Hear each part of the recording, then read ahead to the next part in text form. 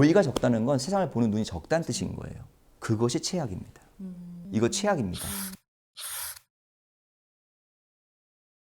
저희가 일부에서도 말을 했지만 네. 아무래도 요즘 아이들 같은 경우에는 뭐 어른들도 사실 책을 읽거나 이렇게 하는 것보다는 듣거나 영상을 네. 보거나 하는 거에 더 익숙한 세대가 지금 되고 있잖아요. 네.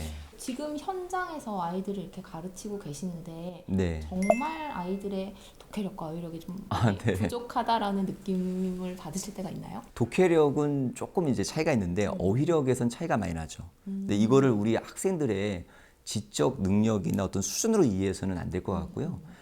학생들이 경험하지 않는 어떤 다양한 사회 문화가 있기 때문에 접해보지 않은 걸 모르는 건 당연한 거잖아요. 그래서 이거를 간접 경험을 어떻게 심어주느냐가 중요할 부분이지 아이들의 수준으로 말할 수는 없을 것 같아요. 그러니까 실제 아이들이 어휘력이 바탕이 되면 독해를 잘하거든요.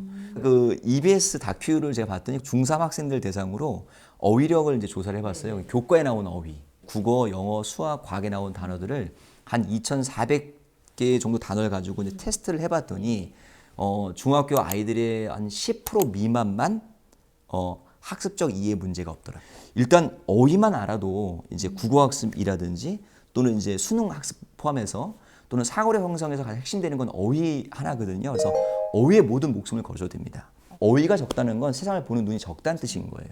그러니까 어휘를 통해 사고를 넓힐 수 있기 때문에 사고력, 창의력 이거를 가질 수 있는 것이 언어의 어떤 역할이다. 어휘 역할이다. 이런 얘기를 드리고 두 번째는 이런 얘기를 한번 말씀드려 볼게요.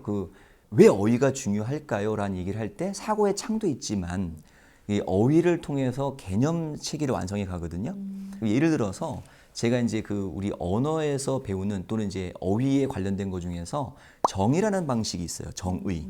우리가 무엇이란 뭐다? 무엇이다. 그렇죠. 딱 이게 나오잖아요. 그래서 이 정의 방식을 누구나 다 알고 있어요.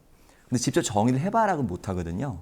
왜냐면 정의라는 것을 배우기만 했지 직접 안 해본 거예요. 저희가 이제 한번 연습을 한번 해볼게요. 그러니까 아버지란 무엇이다 이렇게 정의를 해보는 거예요. 이 질문 드리면 우리 학생들도 되게 당혹스러워하고 대표님도 지금 막 당혹스러워하시는 표정인데 뭐 나를 낳아준 분이시다, 뭐 사랑해주는 분이다. 그러니까 어휘적 개념을 정의할 때는 이렇게 어떤 감상적이나 비교 표현이 아닌 논리성이 필요하거든요. 그래서 아버지란 뭐냐면 아버지란 남자이다. 자식을 가진. 여기서 아버지란 남자란 것은 전체 어떤 개념을 상하 개념으로 나눠서 본다는 뜻인 거예요. 그러니까 어떤 부분을 분류하고 분석해 볼 수 있는 능력이 있다는 뜻인 거고요. 그리고 두 번째는 자식을 가진이라는 얘기를 쓴 거잖아요. 그럼 비교와 대조학습이 된 친구란 뜻인 거예요. 그러니까 공부 잘하는 친구들은 책을 딱 받으면 뭐부터 보니? 목차? 그렇죠. 바로 대표님 우리 박수 한번 치겠습니다. 바로 목차 나오잖아요. 근데 왜 목차를 보는 게 왜 공부 잘하는 아이들의 특징인지 목차를 보면 왜 잘하는 건지는 설명한 곳이 없어요. 이거를 조금 어렵게 풀어가면 이제 메타인지라는 말을 쓰는 겁니다. 인지 능력이란 자체가 자신의 위치를 파악한다는 거거든요. 그런 기준점에서 개념을 가장 체계화시킬 수 있는 것이 어휘였거든요.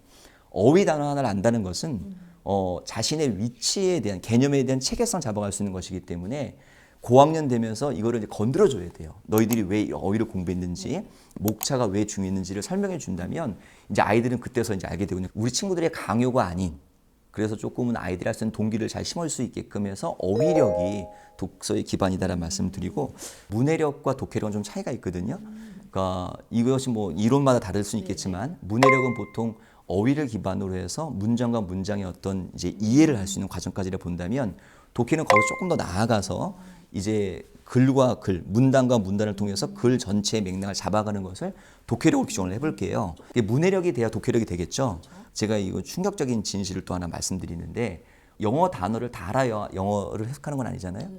왜냐면 이제 몰라도 앞뒤에 뭘 보죠? 유추해보고 또 뭐 하냐면 문맥 따라서 본다고 하잖아요. 그래서 문맥 따라 이해하는 애들 되게 우수한 애들로 평가하잖아요. 그것이 최악입니다. 아이들에게 잘못된 습관과 스킬로 공부하게 만들어준 거예요. 그렇죠. 네, 네.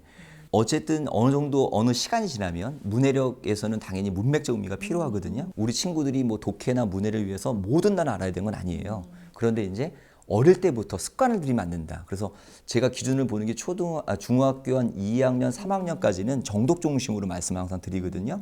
그리고 고등학교 이제 1학년부터는 사실은 이제 실전에 가깝기 때문에 단어 하나하나에 이제 연연할 수는 없기 때문에 조금 이제 학습 방법이 좀 심화 쪽으로 가는 방향에 맞겠죠. 근데 초등학교 고학년, 중1 때부터 문해력을 잃어버리고 독해력 중심으로 글을 읽어서는 안 된다. 이런 말씀 드리는 겁니다. 네. 보통은 예. 이제 내신 국어는 좀 점수를 그래도 우리 아이가 잘 네네. 받았는데 네네. 수능에서는 생각만큼 그렇죠. 그 내신만큼 네. 점수를 못 받아서 고민되시는 분들이 또 좀 그렇죠. 계시더라고요. 네네. 일단은 평가하는 목적이 다르거든요. 일단 중학교 국어나 이제 고등학교 내신 국어는 시험 보는 목적이 교육과정 정확히 이해했는가에 대한 평가예요. 그러니까 내가 가르친 걸 잘 이해했어, 그럼 만족인 거예요. 근데 수능이라는 것은 완성도를 보는 게 아니라 결과를 보고 싶고 거기서 선발하고 싶은 거예요. 아이들에게 물어보는 문제가 실제 능력을 물어봐야 되기 때문에 배운 과정이 아닌 왜 수능이 수학 능력이 약자잖아요. 수학적 능력이 되는 친구들 고르고 싶은 거거든요. 그러니까 다분히 대학의 입장을 반영한 거예요. 그러니까 중학교, 고등학교 선생님들이 내신 내용과 수능은 전혀 별개의 문제를 내기 때문에 그리고 중학교 때에서 제일 많이 나오는 질문이 잘했는데 왜 고등학교 가면 달라지느냐라는 얘기는 이 중학교 때는 거의 절대평가적인 개념을 써요. 그러니까 대부분의 아이들이 90점을 넘게 만들어줍니다. 그러니까 90점 넘는 친구들이 보통 30%에서 40%까지 되거든요. 수능에서는 1등급이 4%잖아요.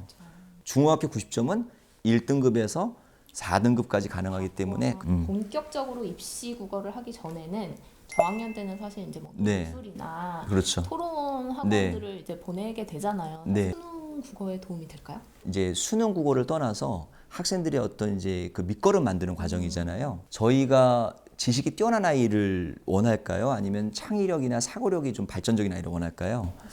그렇죠. 예, 창의력도 원하고죠. 그렇기 때문에 논술이나 토론이나 독서는 그런 걸 지향하는 이제 과목들이거든요. 그래서 철학자를 만들고 또 논리성을 통해서 추론 능력을 키우는 과정들을 만들기 때문에 초등학교 저학년 때는 당연히 독서학원 또는 이제 토론학원, 논술학원을 보내시는 게 맞고요. 그리고 중학교 1학년, 2학년 때부터는 국어학원으로 좀 공부하는 것이 좀 더 맞지 않느냐. 그렇죠. 네, 그렇죠. 네. 비문학 공부는 어떻게 하는 게 좋나요? 비문학 공부라는 부분을 만약에 이제 우리 그 친구들이 학년마다 다를 텐데 일단은 어휘 중심이라고 했던 얘기를 들었잖아요. 두 번째는 짧은 글들을 정확하게 읽는 연습부터 해야 되거든요. 그래서 글의 길이를 넓혀가야 돼요. 만약에 우리 친구들이 지금 중학생들이라면 뭐 하루에 한 지문 정도 적당할 것 같고요. 고등학생이라면 하루에 2지문 정도 필요하고요. 그리고 이 중학교 친구들이 고등학교 올라가서 독서할 수 있는 시간들이 많이 없다고 하잖아요. 교과 독서도 독서거든요.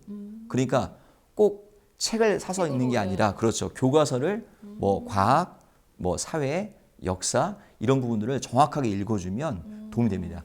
그러면 조금 이제 마지막 질문으로 네. 찝어서 네. 내가 예. 초등학교, 네. 중학교, 고등학교 네네. 때를 키운다면 어떻게 이 문제집과 이런 책으로 좀 공부를 시키겠다라는 꼭 집어서 좀 네, 있을까요? 꼭 집어서 네. 일단 뭐 결론은 저희하고는 교재 제일 좋고요. 네. 적으실 준비 되셨나요? 뭐 제가 초등 책들을 말씀드릴 수는 없으니까 여러 가지 매거진적인 책들을 좀 읽어주는 게 어떨까. 전통적으로 가장 좋은 책이라고 평가되는 부분이 독서평설이거든요. 거기는 다양한 어떤 칼럼부터 해서 내용 나와 있어요. 중학교 때 국어를 위해서 말씀드리는 거니까 제가 요즘에 시리즈물들이 많이 나와요. 그래서 뭐 부모님들이 아실 것 같아요. 빠작. 저희가 알고 있는 뭐 우공비라든지 어떤 출판사 최근에 나왔던데 DNA라고 그래서 괜찮습니다. 제일 중요한 거는 우리 친구들이 빨리 푸는 게 아니라 정확히 꼼꼼하게 읽고 반복해 봐야 한다는 것. 근데 이게 이론적으로 아이들이 빨리 풀면 뭐 한 달에 한 권 다 풀거든요. 실력 안 올라갑니다. 그냥 풀었다는 거에 만족하면 안 된다는 점. 그리고 제가 한 가지 더 팁을 드리면 중학교 뭐 한 3학년까지는 그런 것 같아요. 학원에서 답지를 안 주거든요. 그리고 이제 또 부모님도 답지를 안 주시잖아요. 저는 중학교 1학년만 돼도 답지에 채점할 능력이 있다고 생각하거든요. 아이들이 이걸 뭐 컨닝하거나 베끼는 아이들은 어떤 경우든 할 수 있어요. 예, 중학교 1학년 정도라면 사고력이 뛰어난 친구들 또 이제 성숙한 친구들은 그런 거 안 하거든요. 아이들에게 너무 시간이 많아서 한 문제 가지고 오랫동안 고민했으면 좋겠는데 국어는 다양한 문제를 좀 풀어보잖아요. 수학이 뭐 한 문제 5분, 10분을 네. 풀었는데 국어는 한 문제 해가지고 1분에 풀어야 돼요. 그렇기 때문에 아이들이 조금 현명하다면 자기 풀었던 문제에 다시 풀어보는 게 중요한 게 아니라 해답지를 보더라도 내가 왜 맞고 틀리고를 알아가는 과정인데 누구보다 좋은 선생님이잖아요. 그러니까 선생님과의 대화는 시간으로 봐야 되는데 우리는 답지를 주지 않고 아이들에게 번호만 불러주게 되면 그 친구들은 더 궁금한 습관이 없죠. 고등학생들이라면 제가 집필했던 책 중도 있으니까 뭐 좀 말씀드리면 백인의 지혜라는 문학에서는 그런 책들 좀 추천해드리고요. 기출의 고백이라는 이제 그 책은 기출문제집이 참 좋거든요. 그 해설이 참 잘 돼 있기 때문에 이런 책들은 이제 우리 친구들에게 좀 전 추천드린다. 그리고 이제 우리 친구들이 좀 목적성 가지고 공부를 해야 되거든요. 어떤 문제집이 유명하더라. 이거 최악입니다. 그러니까 아이들은 그 수준이 아닌데 그걸 풀거나 지금 풀어야 할 시기들 아닌데 완결, 끝냈다는 거에 대한 완성만 생각하니까 결과가 도출되지 않거든요. 오늘 제가 말씀드린 내용들이 우리 부모님들 또 우리 학생들에게 도움됐으면 하는 바람이고요. 아름다운 수로변이 있는 도시잖아요. 이 도시 친구들이 조금 덜 고생하고 올바른 학습 방향이 될 수 있도록 잡을 수 있도록 저와 선생님들 열심히 노력하도록 하겠습니다. 네. 오늘 방송 지켜봐 주신 학부모님들 감사합니다. 네, 감사합니다.